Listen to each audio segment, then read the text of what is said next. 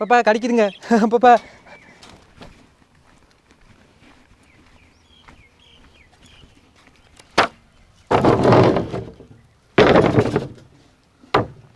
எஸ்கோட love birds வளர்க்கலாம் அப்படின்னு தோணுச்சு. பட் அதை வளர்க்கணும்னா அதுக்கான கூண்டு வந்து தேவைப்படும். ஸோ இன்றைக்கான வீடியோவில் க்யூட்டான லவ் பேர்ட்ஸ் கேஜ் வந்து எப்படி மேக் பண்ணுறது அப்படிங்கிறத பார்க்க போகிறோம். ஸோ நீங்கள் வீடியோக்கு ஒரே ஒரு லைக் பண்ணி கொடுத்துருங்க. இப்போ இந்த கேஜ் எப்படி மேக் பண்ணலாம் அப்படிங்கிறத பார்க்கலாம். இந்த கூண்டை ரெடி பண்ணுறதுக்காண்டி ஒரு 50 அடி ரீப்பர் பீஸ் வாங்கி நான் வச்சுருக்கிறேன். இந்த ரீப்பர் பீஸை வாங்கினா தான் நம்ம காசை வந்து மிச்சப்படுத்தலாம். இதே 50 அடிக்கு ஸ்கொயர் பைப் வந்து வாங்க போனோம்னா பயங்கரமாக ரேட் ஆகி போயிடும். ஆனால் இந்த ரீப்பர் பீஸ் வந்து 50 அடி ஒரு 1000 ரூபாய்க்குள்ள வந்து முடிஞ்சிருச்சு. சரி ஓகே, இப்போ என்ன பண்ண போகிறோம்னா இந்த ரீப்பர் பீஸில் ஒரு 3 அடியில் அளந்து டோட்டலாக ஒரு 8 பீஸ் கட் பண்ணி எடுத்துக்கிடும்.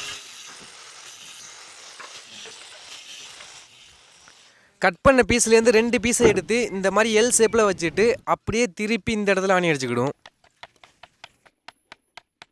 இதை திருப்பிட்டு இந்த சைடில் இன்னொரு ஆணி அடிச்சுக்கிடும். இதை எப்படி ரெடி பண்ணணுமோ இதே மாதிரி இன்னொரு 3 ரெடி பண்ணணும். 1 2 3 4. இப்போ ரெடி பண்ண இந்த 4 பீஸையும் தான் கூண்டோடைய கார்னருக்கு வந்து யூஸ் பண்ண போகிறோம். அது அப்படியே ஒரு சைடு இருக்கட்டும். அடுத்த 2 அடி நீளத்தில் ஒரு 4 பீஸ் கட் பண்ணி எடுத்துக்கிடும். இப்போ இந்த கூண்டோடைய கார்னர் ரெடி பண்ணோம்ல, அதுலேருந்து 2 பீஸும், அதுக்கப்புறம் 2 அடியில் கட் பண்ணோம்ல, அதுலேருந்து 2 பீஸ் எடுத்துருக்கிறேன். இதை அப்படியே கீழே வச்சு ஒரு ஸ்கொயர் ஷேப்பில் அரேஞ்ச் பண்ணிடுவோம். இந்த கார்னருக்குள்ளே 2ஐயும் இந்த மாதிரி இப்படி வச்சுட்டு அடுத்ததாக இதை வந்து உள் வாக்கில் வச்சுருவோம். இந்த பக்கம் ஆணி அடித்து இந்த சைடு கொண்டு வரது அப்படிங்கிறது வந்து கொஞ்சம் கஷ்டமான வேலை தான். அதனால் எல் கிளாம்பு வாங்கிட்டு வந்துருக்கிறேன். இது வந்து எல் கிளாம்பு. அதுக்கப்புறம் வந்து இது வந்து இரும்பு பட்டை, 2 சைடுமே ஹோல்ஸ் வந்துருக்கும். இப்போ என்ன பண்ண போகிறோம்னா இந்த இரும்பு பட்டை இதுக்கு நேராக இப்படியே வச்சு ஃபஸ்ட்டு ஸ்க்ரூ அடிச்சுட்டு அதுக்கப்புறம் இந்த எல் கிளாம்பை உள் வாக்கில் இந்த மாதிரி 4 கார்னர்லையும் வச்சு உள்ள ஸ்க்ரூ வந்து போட போகிறோம். இப்படி பண்ணால் தான் கொஞ்சம் ஸ்ட்ராங்காக இருக்கும்.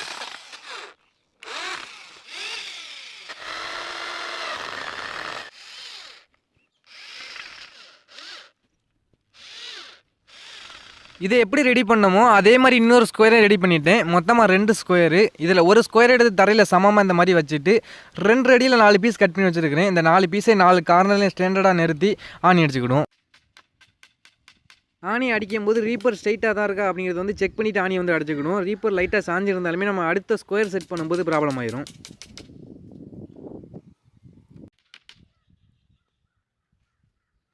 இப்போ இன்னொரு ஸ்கொயரையும் தூக்கி இதுக்கு மேலே இப்படியே பிக்ஸ் பண்ணிவிட்டு அதே போல் 4 கார்னர்லையும் ஆணி அடிச்சுக்கிடும்.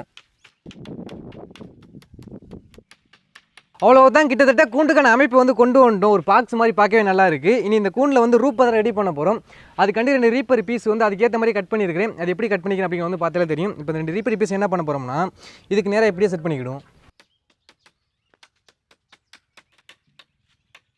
இதை எப்படி இப்போ ரெடி பண்ணுறோமோ இதே மாதிரி பின் சைடுலேயும் ஒன்று ரெடி பண்ணிக்கிடும். ரூப்போட பேலன்ஸ் கண்டி 2 ரீப்பர் பீஸை குறுக்கி வச்சு ஆணி அடிச்சுக்கிறேன். இப்படி பண்ணால் தான் நமக்கு மேலே சீட் மாட்டுறதுமே கொஞ்சம் ஈஸியாக இருக்கும்.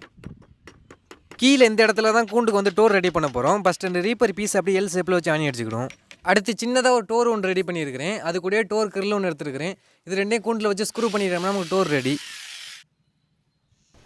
அவ்வளோதான், கம்ப்ளீட்டாக கூண்டுக்கான ஸ்ட்ரக்சரை வந்து கொண்டு வந்தோம். பார்க்குறதுக்கு சின்னோண்டு வீடு மாதிரி இருக்குல்ல. இனி இதுக்கு மேலே கருப்புகளை பெயிண்ட் பண்ணிவிட்டு அதுக்கப்புறம் மற்ற வேலையை வந்து பார்ப்போம்.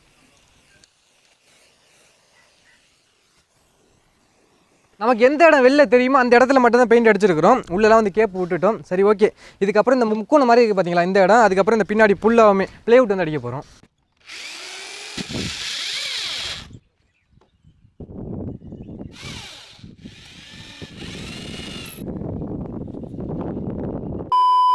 கம்பி வலை வாங்கிட்டு வந்துருக்கிறேன். இந்த வலையை யூஸ் பண்ணி தான் கூண்டை சுற்றி வந்து அடைக்க போகிறோம். இதோட அளவு என்னென்னா ஒரு 12 அடி நீளமும் 3 அடி அகலம் வாங்கியிருக்கிறோம். இவ்வளோது எதுக்குன்னா இந்த கூண்டுடைய ஒரு பக்கம் அளவே வந்து பார்த்திங்கன்னா 3க்கு 3. நம்ம இப்போ இங்கேருந்து ஆரம்பித்து அந்த சைடு வரைக்கும் அடைச்சோம்னா ஒரு 3 பகுதி அடைச்சிடலாம். அதிலே வந்து பார்த்திங்கன்னா ஒரு 9 அடி காலியாயிரும். அதுக்கப்புறம் வந்து ஒரு 3க்கு 3 இருக்கும். அந்த 3க்கு 3 வந்து கீழே வந்து அடைச்சிடலாம். சரி ஓகே, இப்போ அப்படியே இந்த கம்பி வலையை பிரித்து இங்கேருந்து அப்படியே அடைக்க ஆரம்பிச்சிடும்.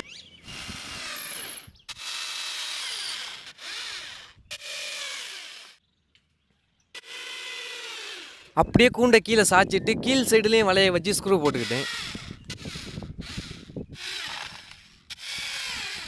இந்த இடத்துல டோரை சுற்றி உள்ள வலையை மட்டும் கட் பண்ணிவிட்டு டோரை ஓப்பன் பண்ணிடுவோம். மரத்தோட கிளை ஒன்று எடுத்துருக்கிறேன். இது அந்த கூண்டோட சென்டரில் வந்து செட் பண்ணிடுவோம். அப்போ தான் லவ் பேர்ட்ஸ் அதுக்கு மேலே ஏறி உட்காந்துக்கிடும், நல்லாயிருக்கும் பார்க்குறதுக்கு. அடுத்தது அந்த லவ் பேர்ட்ஸ் கூண்டுக்குள்ளே இருக்கும் பார்த்தீங்களா பானை, அது ஒரு 2 வாங்கி வச்சுருக்கிறேன். இந்த 2 பானையை இப்போ இந்த கூண்டோட 2 கார்னர்லேயும் கட்டிக்கிடும். ஃபைனலாக கூண்டோட ரூப்பை தான் மூட போகிறோம். அதுக்காண்டி இந்த சீட்டை தான் யூஸ் பண்ண போகிறேன். ப்ளூ கலர் சீட் வந்து கொஞ்சம் ரேட்டு கூட இருந்துச்சு, அதனால இதை வாங்கிட்டு வந்துட்டோம். இப்போ என்ன பண்ண போகிறோம்னா தேவையான அளவு அளந்து கட் பண்ணி இதுக்கு மேலே வச்சு சீட் போல்ட்டை போட்டுட்டு அதுக்கப்புறம் ஃபைனலாக ப்ளூ கலர் பெயிண்ட் பண்ணிக்கிடுவோம் இதுக்கு மேலே.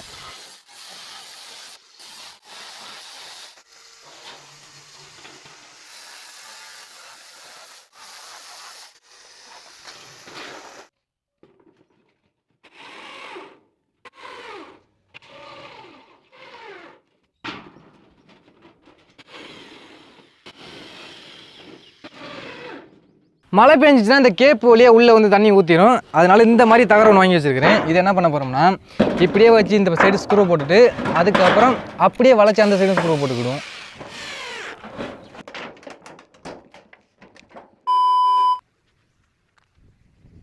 அவ்வளோதான், கம்ப்ளீட்டாக கூண்டில் வேலை வந்து முடிஞ்சிருச்சு. ஆனால் இந்த கூண்டை வந்து இது மாதிரி இப்படியே கீழே வச்சோம்னா பார்க்குறதுக்கு நல்லா இருக்காது.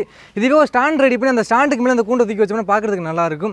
ஸோ இப்போ எப்படி அந்த ஸ்டாண்ட் ரெடி பண்ணுறது அப்படிங்கிறத வந்து பார்த்துருவோம். ஃபஸ்ட்டு ஸ்கொயர் ஷேப்பில் ஒரு பேஸ் மட்டும் ரெடி பண்ணியிருக்கிறேன். இதை அப்படியே கீழே வச்சுட்டு அடுத்து 2 அடி நீளத்தில் ஒரு இரும்பு பைப் வந்து எடுத்துருக்கிறேன். இதை சென்டரில் இந்த இடத்துல இப்படியே வச்சு வெல்ட் அடிச்சுக்கிடுவோம். ஒரு 3 அடி நீளத்தில் ஸ்கொயர் பைப் வந்து எடுத்துருக்கிறேன். இதை இந்த இரும்பு குழாக்கு மேலே இந்த இடத்துல இப்படியே வச்சு வெல்ட் அடிக்க போகிறோம். எதுக்கு 3 அடி எடுத்தேன்னா நம்மளுடைய கூண்டோட அகலமே வந்து 3 அடி தான். அடுத்து இன்னொரு 3 அடி ஸ்கொயர் பைப் எடுத்து அதோட சென்டரில் கட் பண்ணி 2 பீஸ் ஆக்கிக்கிடுவோம். இப்போ கட் பண்ண இந்த 2 பீஸை இந்த இரும்பு குழாக்கு மேலே இப்படி ப்ளஸ் மாதிரி வச்சு வெல்ட் அடிச்சிட்டோம்னா நமக்கு ஸ்டாண்ட் ரெடி.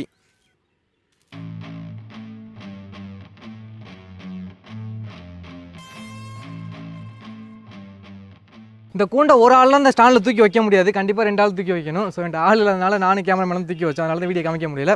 சரி ஓகே, எல்லாமே ரெடியான. இதுக்குள்ளே விடுறதுக்கான லவ் பேட்ஸ் இன்னும் வாங்கவே இல்லை, அதை போய் வாங்கிட்டு வந்துடும். லவ் பேட்ஸ் 2 வேணும், 2 ஜோடி. எவ்வளோ ஒரு ஜோடி எவ்வளோண்ணா? எவ்வளோண்ணே? 350. 2 ஜோடி வேணும். கலர் வந்து எல்லாம் கலந்து கொடுங்க. அந்த ப்ளூவெல்லாம் இருக்குமே, ப்ளூவெல்லாம் அந்த மாதிரி அது வேறு இதா? அந்த அது ஒரு 4 கலரில் வாங்கிட்டு வந்துருக்கிறேன். பார்க்கவே செம்மையாக இருக்குது. இது என்ன ரேட்டில் வாங்கினேன் அப்படிங்கிறத வந்து நான் ஒரு கடையில் கேட்கும் போதே பார்த்து வந்துருப்பீங்க. சரி ஓகே, அவ வந்து ஒரு டப்பாவில் போட்டு கொடுத்தாங்க. நான் வந்து அதை அப்படியே ஒரு ஃபேன் மூடிக்கு எடுத்து வச்சுருக்கிறேன். இப்போ நம்ம ரெடி பண்ண பெரிய அந்த கூண்டுக்குள்ள வந்து விட போகிறோம். இது ஏன்டா பிடிச்சி அடைக்கிறியா அப்படிலாம் கேட்பீங்க. பட் இது வந்து வளர்க்குற ஒரு பறவை தான். நார்மலாக வெளிலலாம் விட்டோம்னா காக்கா வந்து அடிச்சிருமா, அந்த கடையிலே சொன்னாங்க. இப்போ நம்ம ரெடி பண்ண அந்த கூண்டில் இந்த டோர் வச்சோம்ல, அதை ஓப்பன் பண்ணிவிட்டு அழகாக உள்ளே பிடிச்சி விட்டுருவோம். பச்சை கலருங்க, செம்மையாக இருக்குல்ல. உள்ளே ஓரா வாவ், அங்கே பார்த்தீங்களா, விட்டோடனே அழகாக போய் அந்த ஒட்டில் உட்காந்துருச்சு. அடுத்து மஞ்சள் கலரு. ஓரா பாப்பா கடிக்குதுங்க, பாப்பா வெள்ளை கலர் கடிச்சு பிடிச்சி கடிக்குது. அவ்வளோதாங்க, எல்லாத்தையும் விட்டாச்சு. இங்கே பாருங்க, அழகாக நம்ம குச்சி வச்சோம்ல, சொன்னேன் அப்பயே நான் இந்த குச்சி வச்சு அழகாக உட்காந்துருக்கோம் அப்படின்னு. செம்மையாக உட்காந்துரு. கிட்ட வந்து காமி. இங்கே பாருங்கள், மேலே அழகாக அந்த குச்சி நம்ம வச்ச குச்சியில் வந்து உட்காந்துருச்சு. அந்த மஞ்சள் கலர் வந்து கம்பியில் உட்காந்துருக்கு. இதுதான் நம்ம இந்த பைப்பில் தான் கடிச்சது. இந்த வெள்ளை கடிக்கிறாங்க, கையில் கடிச்சு விட்டாப்புல. ஓரா மேலே ஓரா. செம்மையாக இருக்குங்க. ஆனால் இந்த அளவுக்குலாம் யாரும் கூண்டு ரெடி பண்ணி இந்த குருவி வந்து வளர்க்க மாட்டாங்க. நல்லா ஃப்ரீடமாக இருக்கும். நல்லா அகலமாக பெருசாக பண்ணியாச்சு. அதுக்கு ஒரு எந்த கஷ்டமே தெரியாது. மரத்தில் உட்காந்துருக்க மாதிரியே உள்ளே ஒரு குச்சியும் வச்சுட்டோம். அதுக்கு முட்டை இடுறதுக்கான பானை தான் இது. நார்மலாக இதுக்குள்ள தான் முட்டை விடும்னு நினைக்கிறேன். அதுக்கு தான் வைப்பான்னு நினைக்கிறேன். கரெக்டாக எதுக்குன்னு தெரில, தெரிஞ்ச கமெண்ட் பண்ணுங்கள். அப்படியே உட்காந்து பார்த்துக்கிட்டே இருக்கலாம். அந்தளவுக்கு செம்ம க்யூட்டாக இருக்குது. மைண்டுமே நல்லா ரிலாக்ஸாக இருக்கும்.